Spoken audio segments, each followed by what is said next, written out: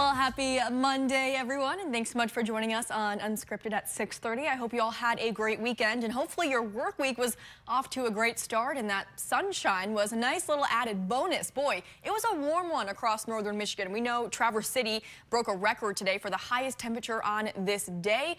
A lot of areas saw upper 40s and 50s, and Joe, that certainly helped a lot of the melting, and we have so much snow that we definitely needed all of this help with the melting. But will we get more conditions like today the rest of the week, or is it going to get colder? It's not going to be as warm as today. I mean, we had some spots in the 50s today, which we'll show you a little later in the show, some of the records that we set. But it is still going to be above freezing. So, you know, it'll be a slow melt in the next few days, although by Friday, I think we're looking at teens and 20s. So it will kind of slowly go back downhill a little bit coming up here. Along with that, Maya, there is the chance for both rain and some snow at times. I know it was just gorgeous to see the sun today, but we are clouding back up, and there is that chance as early as tonight in some areas. So we'll talk more about that and have the full forecast a little later. All right, thanks so much, Joe. Our top story tonight. Last week, we told you about the millions heading towards communities across Michigan from marijuana tax dollars. Now, the state gives communities a lot of freedom to decide what this extra money will fund. And today, our Allie Baxter talked to some people about what they would like to see this money used for. The list can go on and on. That's Michelle Fox, a Central Lake resident and village council member.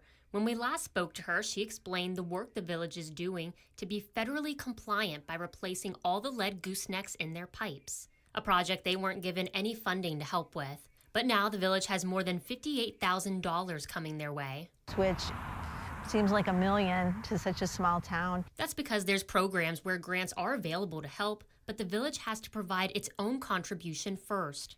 That money can go double the distance if we use it as matching funds for grants that we're applying for. And there are grants to repair the water mains. As Michelle explains, by having this cannabis business here, it offsets costs that otherwise the village would maybe have to pass on to its residents. As a council, we'd like to do with the funds what will benefit the most people. It could be replacing part of the aging water lines. Over in Wexford County, the city of Cadillac is in an ongoing discussion over the impacts of PFAS, or forever chemicals, in some residents' water. The city is getting more than $116,000 in marijuana tax dollars. Would you like to see some of that go towards the efforts to do the PFAS testing, different things related to PFAS? Yes, I really would. You know, this has been a real crisis that we're dealing with here in this town, and we need help. We need more help from the city of Cadillac. Mary Galvanick is with Cadillac Advocates for Clean Water. When contacted Monday about the tax dollars being used for PFAS issues, City Manager Marcus Pecha said he wasn't available and didn't know if the funds could be used for PFAS. We need testing money, but we also need a health study. And some of these hardships that some of our families in the hot spots are enduring should be covered. And if there is money that the city is getting from marijuana sales here in town or any other thing, that should be immediately applied to this huge health crisis that we are all currently trying to navigate. Do you plan on bringing that up at any of their meetings to say, this is what I, as a community member, want this used for? Oh, yes, and I will definitely let all of the clean water advocates know about that. And that was Allie Baxter reporting. Now, these are just two communities that we chose to highlight today, but there are many more across northern Michigan that are getting this marijuana tax funding. Head to our website, UpNorthLive.com, to see the entire list. Well, as we talked about at the beginning of the show, and if you stepped outside today, you're very well aware, today was a bit of an exception for February weather. We saw sunny skies and warmer temperatures, but the weather we've been experiencing over the past several months apparently has a lot of people looking to hop on a plane and fly somewhere most likely a lot warmer. And that's led to an issue at Cherry Capital Airport when it comes to the parking situation. Our Mark Gillette breaks that down. Melting is happening. Melting is freeing up those snowbanks on the roadways, on the runways, and in our parking lots. After a day like today, there's a little less snow in the parking lot at Cherry Capital Airport, but there are still plenty of cars. We've seen an increased volume in our parking lots, more than usual this time of year. So our January numbers already show we are up about 30%. Parking lots everywhere seem to get a little smaller this time of year. Thick snow tends to do that. When you have snow-covered parking lots, you might have 2 cars parking in 3 to 4 spaces. And folks here are even utilizing some spaces that aren't even spaces. The long and short-term lots pretty full, to the point that the airport, as a short-term solution, has created 2 overflow lots. We were 100% full in long and short term that we had available, and then we actually were 100% full in our first overflow lot. The advice to travelers, especially as we get closer to March, the airport's busiest time for parking, allow extra time to find a spot. Our normal advice always is show up 2 hours early. A lot of times in the wintertime, we'll reduce that advice to about 90 minutes. I'm telling you to take it back to 2 hours early so you have enough time to plan for parking. If you pull in here and the lot's full, go to the exit. Prepay your parking and go to the overflow lot. That's the short-term fix, as well as encouraging travelers to use beta, rideshare programs, or be dropped off for a flight. In the long term, Cherry Capital is getting to work. Its current 1,300 parking spots aren't going to cut it if traveler numbers continue on their current trend. Step 1 is a parking study. So the board initiated a parking study here at the end of 2024. And so we'll go out and we'll look at all the different options. It'll be, looking at increasing the surface lot sizes that we have here to accommodate, 300 to 400 more spaces. In the meantime, travelers are asked to add a little time and patience for finding a spot, while the airport gets creative with finding a few spots of their own at a time of year when they're simply needed the most. Our community is flying and using the airport. That has never been more evident than it is today, especially with the parking lots being full. So, first thing I want to say is thank you. And second thing is we'll be prepared for you when you show up to park your car. And that was Mark Gillette reporting. Now, some possible long-term solutions could be covered parking, a parking garage, and off-site parking lots with shuttles. All these options will be discussed, but just to reiterate what Mark and what CEO Kevin Klein said, just make sure if you do have a flight, just to show up a little extra early, just to make sure you do get a parking spot. All right, let's look ahead to this summer once again. Last week, we talked about some very exciting artists coming to Interlochen Center for the Arts this summer. Well, today, Interlochen announced their next 5 shows for the upcoming summer season. And last week, we brought on Rodney. He's the marketing manager for live events and hospitality for Interlochen. He is going to join us again today live to announce some of the upcoming artists. Hey, Rodney, thanks so much for coming on Unscripted again. Yeah, thanks for having me. So last week, we kind of went into the details about what goes into actually getting these artists to come to Interlochen, what that process looks like. So I think we kind of covered the basics. So can you just tell us who will be coming to Interlochen this summer? Who are the newest artists? The newest artists, yeah, absolutely. So we have 5 new artists that we're announcing this week. And we're going to start that off with a legendary blues players, Taj Mahal and Kevmo. They're going to be making their way to Interlochen and being able to just really show their skill, hone their skill over Interlochen, and we get to listen to the amazing music that they are able to make. Next up, we have Whiskey Myers. So if you're into that southern raw rock, Whiskey Myers is going to be great. They bring that high energy. It's just a fantastic show. I've seen them a couple times, and it's every show I've gone to for Whiskey Myers, it's just been absolutely fantastic. Next up, we have, for those jazz lovers, we have Diana Krall. She's a great vocalist, as well as her piano skills are just unmatched when it comes to jazz. She puts on a great show. And we also have America, the legendary America band, known for A Horse with No Name and Sister Golden Hair and several other hits throughout the years. And we have Bachman Turner Overdrive, the Marshall Tucker Band, and Jefferson Starship are going to be joining that's going to be one bill. That's going to be one night of just classic hits. And it's going to be so much fun. This year, I've been saying the word legendary a lot, and it's going to be a legendary summer at Interlochen. We have legends, both blues, rock, country, classical artists, pop. We we have it all this year. It's going to be super fun. And we did talk about this last week, but that is really the beauty of these concerts at Interlochen is there's so many different genres that there's a little something for everyone.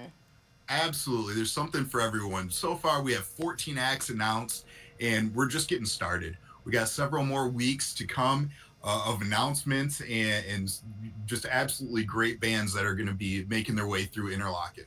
Well, I'm very excited to hear about the next announcement. So Ronnie, we'll have to bring you back on in the next couple weeks to share with everyone the other artists who are coming to Interlochen. But before we let you go, our question of the day for this show is, which of these concerts would you like to see the most? So we got to ask you, Ronnie, which one are you most looking forward to?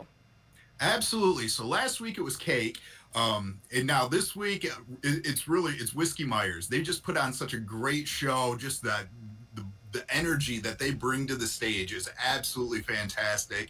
It's a fun show, and it's one to be seen this year. Again, like so many amazing people in the lineup that it is kind of hard to just pick one. Personally, Absolutely. I love classic rock. I am a big America fan, so I'm already telling my boss today, I think the date was July 9th, that's a Wednesday. I'm so sorry, I will be gone because I have to see America. I love them so very much. So very excited for that. And again, how can people get tickets for these shows? Absolutely. Interlochen.org/tickets. Tickets go on sale for the 5 bands that we announced today. Those tickets go on sale Friday at 10 a.m. So make sure you set your alarms and don't miss out on those. And then for the other bands that we've already announced in previous weeks, those are on sale right now and they are selling fast. So don't sleep on it. You definitely want to get your tickets as soon as possible. Good to know. Anything else that you want people to know either about this latest announcement or just going to a concert in general at Interlochen? Yeah, absolutely. One of the things I do want to mention, last week we talked about the experience of Interlochen with the beer and wine patio overlooking Green Lake. Well, this week, what I really want everyone to know is about where do the proceeds for this go? The money that we make, and all the proceeds from the Summer Arts Festival, they go directly towards student scholarships. So it's really funding the next years of entertainment. You know, these students that are going through Interlochen, both the academy and through the camps, are, as we see, they are our next entertainers that are out there continuously winning Grammys, Tony Awards, you name it. They are our entertainment. That is so cool, and it does seem like every year we hear of a new artist who gets very big, and then you find out, wow, they went to Interlochen. That is so cool. Absolutely. All right, Rodney, well, thank you so much for joining us with this most recent announcement. We look forward to seeing you probably next week for the next announcement and see what other amazing acts are coming to Interlochen this summer. All right, one more story before we take a quick break. So a special dog flew into Cherry Capital Airport in Traverse City yesterday and is ready to be adopted. So everyone, meet Mabel. For months, Mabel had been living on a rooftop of an abandoned building in the Detroit area. Now, she was then rescued by a group in Detroit called Friends Forever, and the group contacted Great Lakes Humane Society to see if they could try to find a home for her here in northern Michigan.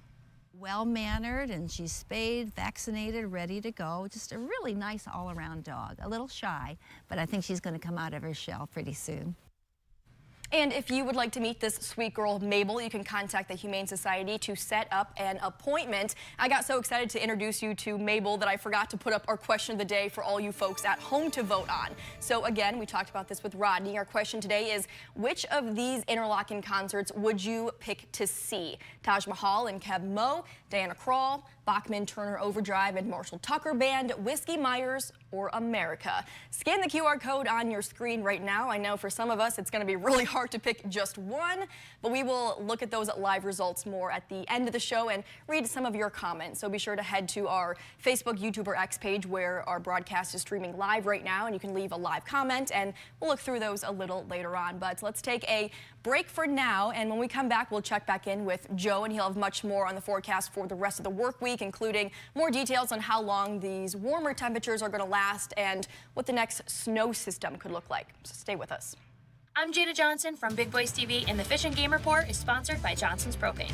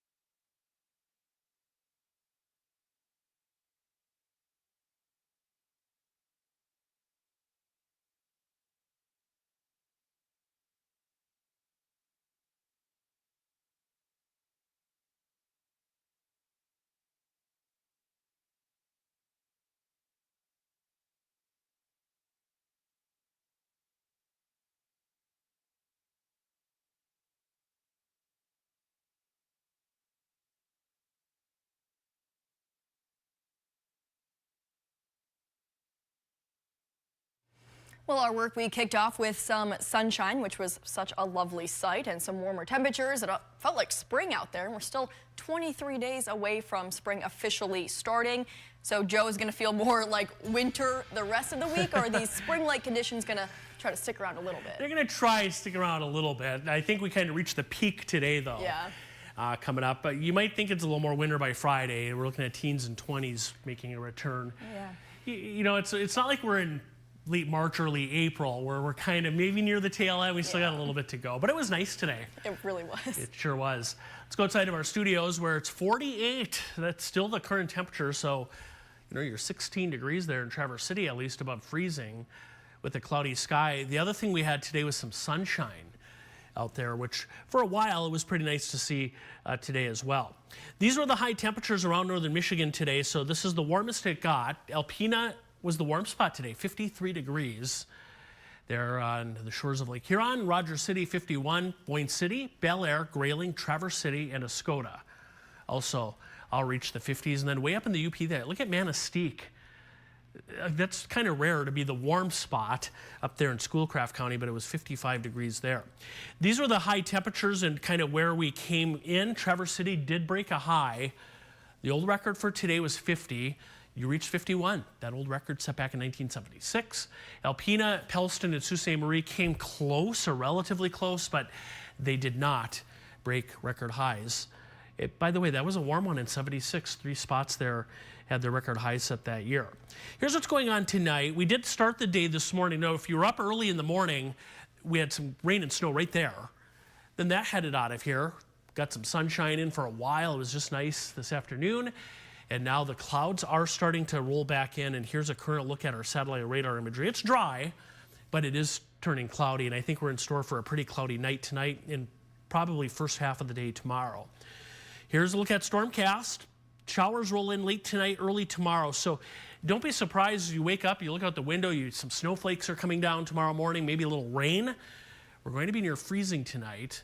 So that'll set up a rain or snow scenario through tomorrow morning. Then that'll kind of taper off, maybe a lingering snow shower or rain shower sprinkle tomorrow afternoon. Then look at Wednesday morning, next system comes in. Some snow early Wednesday. I think that'll be more of a morning type scenario on Wednesday as that departs. But with both of these, we are not looking at a whole lot of snowfall. There's through tomorrow, not much. And then maybe an inch or two across parts of the UP right there. That would be late Tuesday night into Wednesday.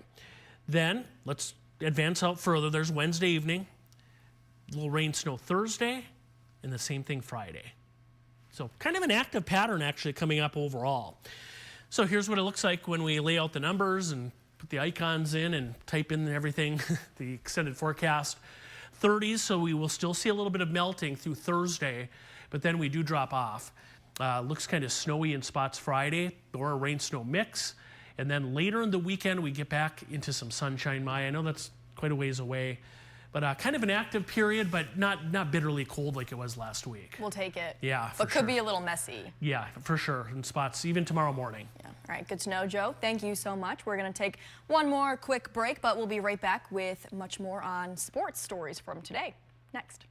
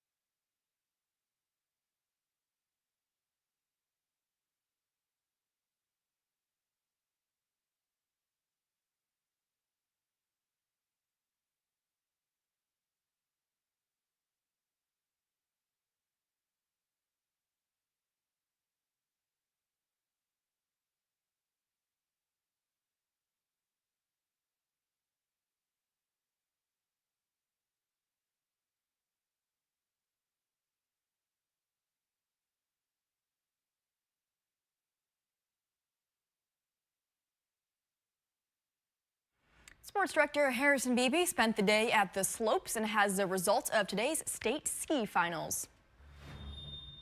The ski finals at Nubs Knob. Quinn Gerber, big day for her in Traverse City Central. Here's her second run in the girls slalom, which got her second in that event. She would win the giant slalom. Teammate Avery Taggart right behind her, finishing third in that event. Traverse City West right on their tail, though. Olivia Bajeris finishing ninth in the slalom races, followed by the Titans' Dylan Moore in 10th.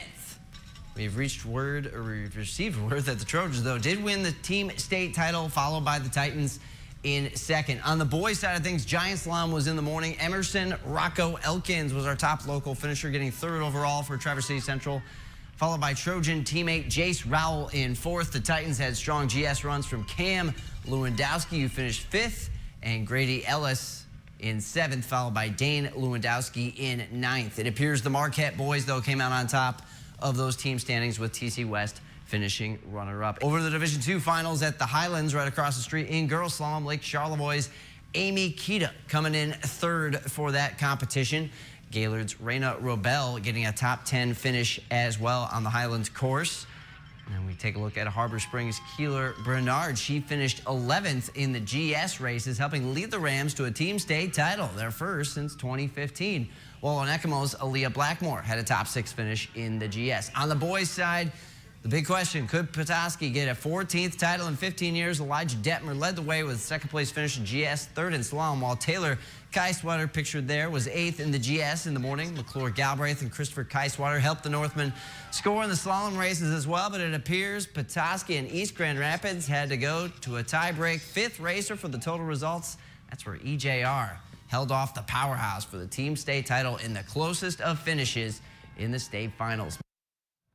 All right, thank you so much, Harrison, for that update. We will be right back in a couple of minutes, and we'll check in with the live results for our question of the day and look at some of your comments right after the break.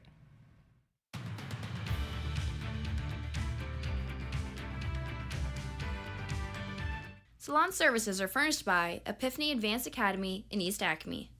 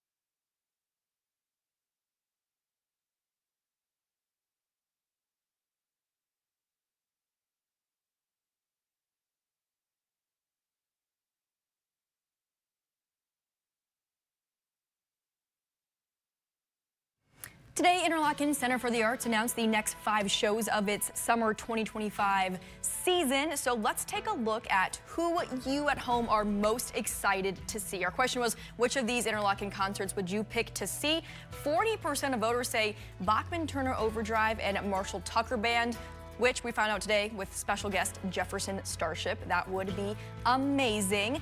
24% say America. That is certainly my vote. 15 Taj Mahal and Keb Mo. 13 Whiskey Myers, and 8 Diana Krall. That's all the time we have. See you later.